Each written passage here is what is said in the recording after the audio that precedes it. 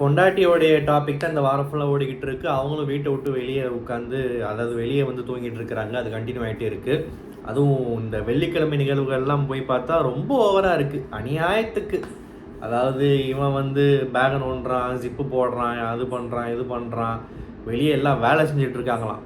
சரி, ஓகே. அன்னைக்கு நான் மொதல் என்ன சப்போர்ட் பண்ணேன்னா, சப்போர்ட் பண்ணல. நான் என்ன சொன்னேன்னா, லைவ் நான் பார்க்கல. அன்னைக்கு லைவில் என்ன நடந்துச்சுன்னு நமக்கு தெரியாமல் பேசக்கூடாது. ஏன்னா தூக்கன்றது ரொம்ப முக்கியம். அதுவும் பிக் பாஸ் வீட்டில் தூக்கம் ரொம்ப கஷ்டப்பட்டு தான் எல்லாருக்குமே கிடைக்கும். அப்படி தூங்கிட்டு இருக்கிறப்போ பக்கத்தில் உட்காந்தோ இல்லை ரொம்ப டிஸ்டர்ப் பண்ணுற மாதிரி சத்தமாக சிரித்து பேசிட்டு இருந்தால் யாரும் தான் எரிச்சல் வரும்னு சொல்லிட்டு ஒரு விஷயம் சொல்லியிருந்தோம்.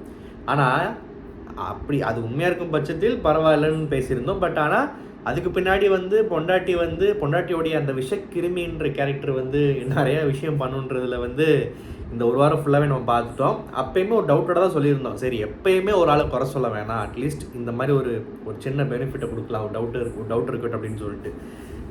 வேலை செய்யக்கூடாதான், ஏன் அப்போ அந்த வேலையை செய்யலை, ஏன் இப்போ செய்கிறாங்கன்னு கேட்பாங்களாம்.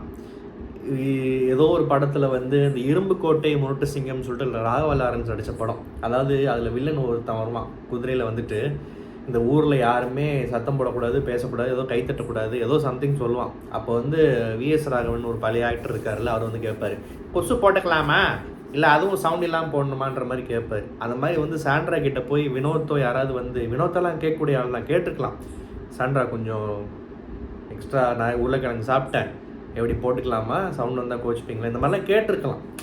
எவனா அதை அசிங்கப்படுத்துங்களான்னா கேட்க மாட்டுறாங்க. விஜய் சேதுபதி கூட வந்து, ஏமா இது உங்கள் அப்பா விட்டு விடா, இல்லை உன் புருஷன் உனக்கு லீஸ்க்கு எடுத்து கொடுத்துட்டு போயிருக்கானா அப்படின்னு கேட்டிருக்கலாம். பட் ஆனால் என்ன பண்ணுறது, ஒரு பொறுப்பான இடத்துல இருக்கார்ல, அதனால் வந்து இது உங்கள் வீடு இல்லை, இது எல்லாரோட வீடுன்னு சொல்லிட்டு இழுத்து பேசினார்.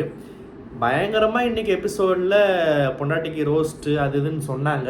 ஆனால் பெரிய ரோஸ்டெல்லாம் இல்லை, ஒரு மாதிரி வந்து ஏமா வாமா போமான்ற மாதிரி தான் இருந்துச்சு. அதுக்காக வாடி பொடின்னு பேச சொல்ல, இன்னும் கொஞ்சம் ஸ்ட்ராங்காக இப்போ திவாகர் அப்புறம் வந்து திவ்யாவெல்லாம் வந்து துப்பு இல்லைலாம் பேசியிருக்காருல, துப்பு இல்லைன்ற அளவுக்கு பேச வேணாம், அது என்ன இருந்தாலுமே தப்பு தான். அட்லீஸ்ட் வந்து இன்னும் கொஞ்சம் ஸ்ட்ராங்காக பேசியிருக்கலாமேன்னு தான் தோணுச்சு. ஆனால் ஒரு மாதிரி ஒரு பதமாக பக்குவமாக கொஞ்சிட்டு தான் உட்கார வச்சுக்கிட்டு இருக்காரு. இதெல்லாம் இதுக்கு பத்தாது. ஏன்னா இது ஒரு அதுவும் நீ பண்ணுற அநியாயங்கள் கூட பொறுத்துக்கலாம், ஆனால் உன் மேலே தப்பே இல்லைன்ற மாதிரி மற்றவங்க ஏதாவது கேட்டால் வினோத்தெல்லாம் சொல்லிட்டாப்ல, இதுக்கு தான் அவங்க கண்டென்ட்டே பண்ணுறாங்க போன்ற மாதிரி. இந்த டென்ஷனாகி கத்தி அழுகுது பாருங்க, அப்பா. இந்த அழுகிறப்போ அது என்ன மாதிரி ஒரு வாய்ஸ்ன்னே தெரில. ஒரு அழுகிறப்போ வந்து ஒரு வாய்ஸ் ஸ்பெஷலாக தனியாக வருது. அதை கேட்குறதுக்கு அவ்வளோ அருவருப்பாக இருக்குது, கேட்கவே முடியல, அவ்வளோ முடியல. நானும் நேற்றெல்லாம் ரிவ்யூ பண்ணுறப்போ என்ன அறியாமல் தூணெலாம் துப்பிட்டேன், முடியல. இந்த கமருதீன் வந்து நல்லா சவுண்ட் விட்டு பேசினாப்புல, சத்தம் போட்டாப்புல, இது என்ன அநியாயமாக இருக்குன்னு சொல்லிட்டு. அதாவது கமருதீன் வந்து சத்தம் போட்டு ஒரு ஆளை பேசினது, அப்புறம் பார்வதி வந்து மற்றவங்க பேசுகிறப்போ வீக்கெண்ட் எபிசோடில் உட்காந்து ரியாக்ஷன்ஸ் காட்டுறது, இதெல்லாம் வந்து நம்ம காரி துப்பியிருக்கோம். இதில் விஷயம் என்னென்னா, ஒருத்தர் சத்தம் போட்டு பேசுகிறதோ, மரியாதை இல்லாமல் பேசுகிறதோ, தேவைப்பட்டால் ஹாஷாக பேசுகிறதோ, இல்லை உட்காந்துட்டு ஃபன்னியாக ரியாக்ஷன் கொடுத்துக்கிறதோ, சலிச்சுக்கிறதோ, இது தப்பு இல்லை. அவங்க அந்த செயலெல்லாம் எதுக்காக செய்கிறாங்க, எந்த கான்டெக்ஸ்டில் அதை பண்ணுறாங்க, என்ன மாதிரி சுச்சுவேஷனுக்கு பண்ணுறாங்க, நியாயமாக இருக்கா, அநியாயமாக இருக்கா, அருவருப்பாக இருக்கா, கேவலமாக இருக்கா, இந்த மாதிரி விஷயங்கள் வச்சு தான் அதெல்லாம் வந்து சரி தப்புன்ற அந்த ஒரு விஷயத்தை நம்ம வந்து போடுறோம். ஸோ இந்த சாண்ட்ரா மாதிரி ஒரு கேரக்டர்ஸ்க்கு வந்து இந்த மாதிரி வந்து பண்ணுறப்போ, கமருதீன் மாதிரி ஆளை விட்டு ஒன்றை பிடிச்சி கடிக்க வைக்கிற மாதிரின்ற மாதிரி கமருதீனெல்லாம் வந்து சவுண்ட் விடுறப்போ வந்து பார்க்குறதுக்கு நல்லா இருக்குது.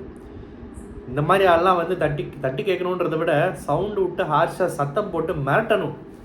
பார்வதி ரியாக்ஷனுக்குலாம் இன்றைக்கி எத்தனை பேர் கைத்தட்டினாங்க பார்த்தீங்களா. பொதுவாக பார்வதி ரியாக்ஷன்ஸ்க்குலாம் வந்து விஜய் சேதுபதி என்ன பண்ணுவார், பார்வதை பண்ணாதீங்கன்னு சொல்லி கோவப்படுவார். தடுக்கலை, ஏன்னா அந்த பக்கம் இன்னும் ஒரு அநியாயமான விஷயம் நடக்குது. ஸோ இவங்கெல்லாம் அந்த ரியாக்ட் பண்ணுறதெல்லாம் வந்து நமக்கு தப்பாக தெரில கண்ணுக்கு. அண்ட் இந்த திவ்யா வந்து இவ்வளோ பணிஞ்சு போகணுன்னு அவசியம் இல்லை.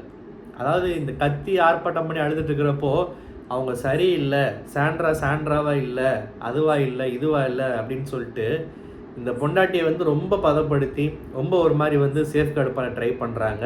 இந்த பார்வதியாவது பேசி ஏற்றி விட்டு ஏதாவது பண்ணும். திவ்யா என்னென்னா கொஞ்சம் பக்கத்தில் நிற்கிறாங்க, இல்லை கொஞ்சம் பொறுமை, வேணாம் இப்படி பண்ணாதீங்க, இப்படி பேசாதீங்கன்னு சொல்லிட்டு. ஆனால் அது முதுகிலே பின்னாடி போய் குத்துது. திவ்யா வந்து தலைவலின்னு சொன்னது பொய்ன்னு போய் அது ஒரு விஷயம் கிளப்பி விட்டுருச்சு பார்த்தீங்களா. எவ்வளவோ ட்ரை பண்ணி அந்த உண்மையை வெளியே வர வைக்க ட்ரை பண்ணி குறும்படம்லாம் போட்டதை குறையாக ட்ரை பண்ணாங்க. கடைசி வரைக்கும் உண்மையை வந்து ஓப்பனாக ஒத்துக்க முடியாமல் உளறி கொட்டி என்னென்னமோ பண்ணிருச்சு. திவ்யா ரொம்ப டீசெண்டாக ஏற்கனவே என்னை ஒரு மாதிரி பார்க்குறீங்க, ஒதுக்கிட்டீங்க, திரும்ப அந்த ஜெல்லே ஆக முடியல, அது ஏன்னு தெரில. ஸோ நான் இதுக்கு மேலேயும் உங்க கூட உட்காந்துக்கிட்டு இந்த வீட்டில் இன்னும் உங்களை டென்ஷன் ஆக்கி கூட சண்டை போட வரும்ல, அதனால தான் நான் வந்து கேட்கலன்னு டீசெண்டாக சொல்லிடுச்சு. அதுக்கு பொண்டாட்டி சொன்ன பதிலை பார்த்தீங்களா? ஆக்சுவலாக நான் இந்த வீட்டில் நானாகவே இல்லை, பிரஜின் வெளியே போனதுலேருந்து. பா, விஷக்கிருமியோடைய உச்சக்கட்டமே இதுதான். ஒரு பொண்ணு தலைவலின்னு பொய் சொல்லிச்சுன்னு சொல்லிட்டு நீ ஒரு விஷயத்த பரப்புற, பச்சையாக மாட்டிக்கிற, கேவலமாக மாட்டிக்கிற. அதை சமாளிக்கிறதுக்கு நீ எப்படி பேசுகிற பார்த்தியா? உடனே அவன் வெளியே போனது தான் காரணம், நானா இல்லையா? நீயா இல்லைன்னா எதுக்கு இதுக்கு என்ன பிடுங்கிறதுக்கு பிக் பாஸ் வீட்டில் உட்காந்துருக்க? நல்ல ஹாஸ்பிட்டலாக பார்த்து போக வேண்டியது தானே? அப்படி தான் கேட்க தோணும். எவ்வளோ கேவலமாக நடிக்குது பார்த்தீங்களா? இப்போ முடியல. அப்புறம் இந்த பொண்டாட்டியை அடிக்கிற பேரில் விஜய் சேதுபதி அப்பப்போ கம்மு பாரும் நல்லா அடிச்சு விட்டாப்புல.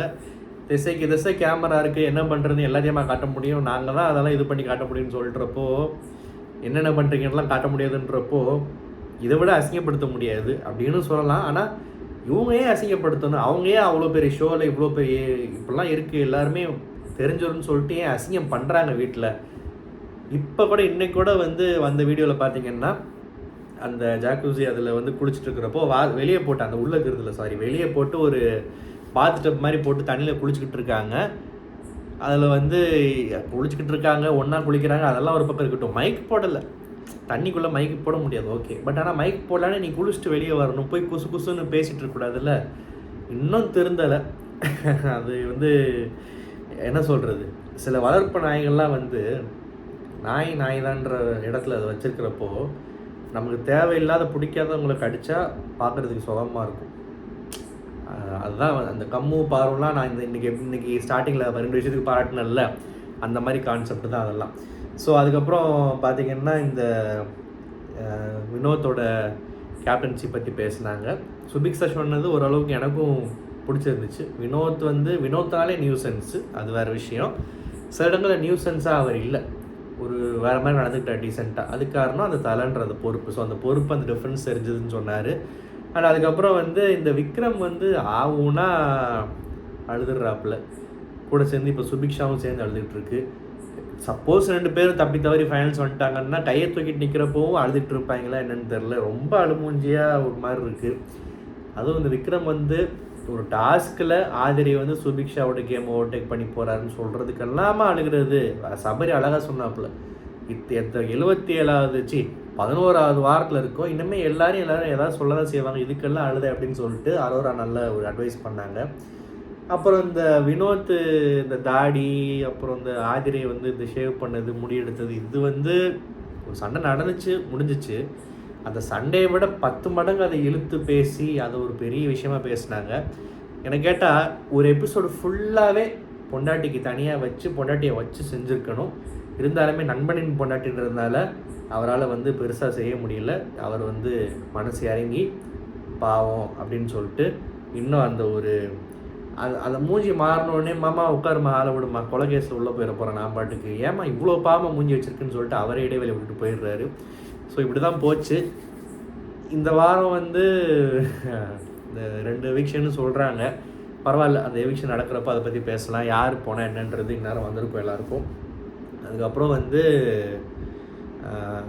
அதுதான் யார் இந்த பொண்டாட்டிக்கெலாம் ஓட்டு போடுறா அப்படின்றது எனக்கு சத்தியமாக புரியலை. எப்படி தான் சில பேருக்குலாம் ஓட்டு விழுகுதுன்னு எப்பயுமே நிறைய சீசனில் வந்து அந்த குழப்பம் இருக்கும். இருந்தாலுமே வந்து ஒரு அளவுக்கு மேலே வந்து ரொம்பவே சில பேருக்குலாம் வந்து ஒரு 1000 ஓட்டு வந்தால் கூட இந்த 1000 கேவலமான பிறவிகள் எங்கடா இருக்கீங்கன்ற மாதிரி தான் கேட்க தோணுது. எண்ட் ஆஃப் த டே எல்லாருக்கும் ஏதோ டேஸ்ட் இருக்கும், பிடிக்கும். ஸோ யாரையும் குறை சொல்ல முடியாது. இந்த ரிவ்யூ உங்களுக்கு பிடிச்சிருந்தா மறக்காம சேனல் சப்ஸ்கிரைப் பண்ணுங்கள். நன்றி, வணக்கம்.